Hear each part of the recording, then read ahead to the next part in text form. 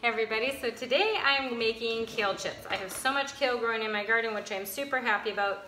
And so one of my favorite ways to enjoy kale, especially when it's so abundant, is by making kale chips. You can do these in the oven, or you can use a dehydrator like I'm gonna use today, because it does not heat up my house the same. So basically for the kale chips, you're gonna wanna wash your kale, and I take it off the stem, just like that. And then just rip it in bite-sized pieces.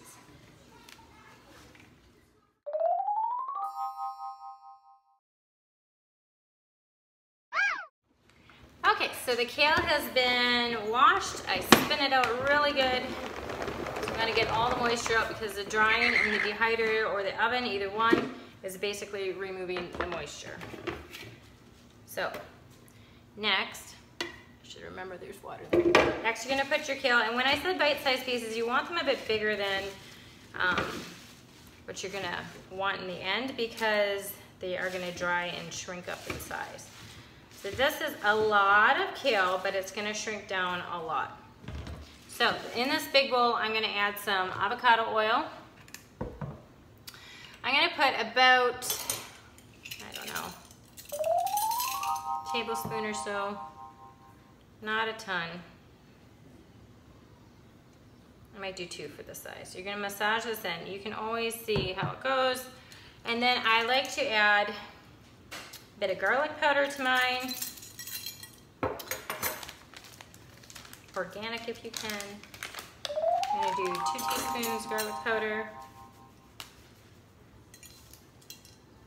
I like the granular. And then my friend Carly has just shared her recipe on this, that she uses nutritional yeast. It is so good for you, and I really like how it tastes. It kind of gives it a nutty, cheesy flavor. If you haven't used nutritional yeast before, maybe start with a little bit until you know if you like it. But I'm gonna put on, I think she said she uses 3 tablespoons, yep. But you could add more or less depending on what you like. And you can season these many different ways. I used to just make them salt and pepper, or just with salt. I have added vinegar to these as well, and I like that, salt and vinegar. 2 teaspoons of salt next. And then you're just gonna massage this in. You're gonna do a little rub down.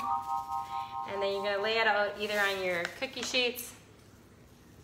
If you're doing cookie sheets, I like to line mine. It just makes the cleanup a lot better. Just massage it in. Wouldn't a massage feel good right about now? I don't know about you, but I love massage. So you're gonna give your kale a little massage, mix all those ingredients in, and then you're gonna lay them out on your sheets. So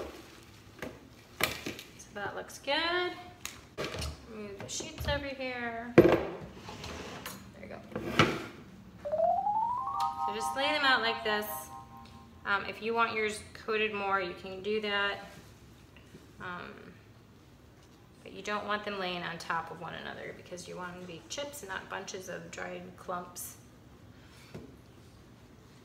Spread them out. And then you're gonna dehydrate them overnight. If you're using the dehydrator, and it is going to be set at 110 for around 8 hours or overnight. And then you're gonna wanna check them. They get nice and crisp and dry that way. They do not take as long in the oven. If you're doing the oven, you're gonna bake them, which is what I used to do all the time. It's just too warm today, and I don't want to heat up the house. You can bake them at 225 for about 5 to 10 minutes. Around 7 is when mine would get done, so you're going to want to check them. And basically you want them crisp. You do have to watch them so that they don't burn, because they can burn in your oven. So I find it's just easier to put it in the dehydrator. You don't have to worry about burning, plus you keep a lot more of the nutritional goodness in your kale when it is not cooked so fast. So dehydrator just is the preferred way to go if you have one. But if you don't, the oven works, and it's a quick snack when you put it in the oven. Plus you can play with flavors if you're making more than one tray. So I'm gonna get those in the dehydrator. I will come back and I will show you what they look like after they've set in the dehydrator overnight.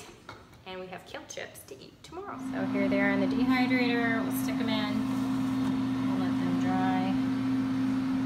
Alright. Okay, so the kale chips are finished.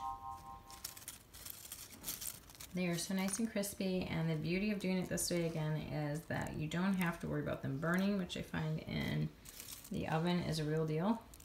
And you just keep so much of their nutritional value in doing it this way. So if you have a dehydrator, use it for kale chips. They are so crunchy.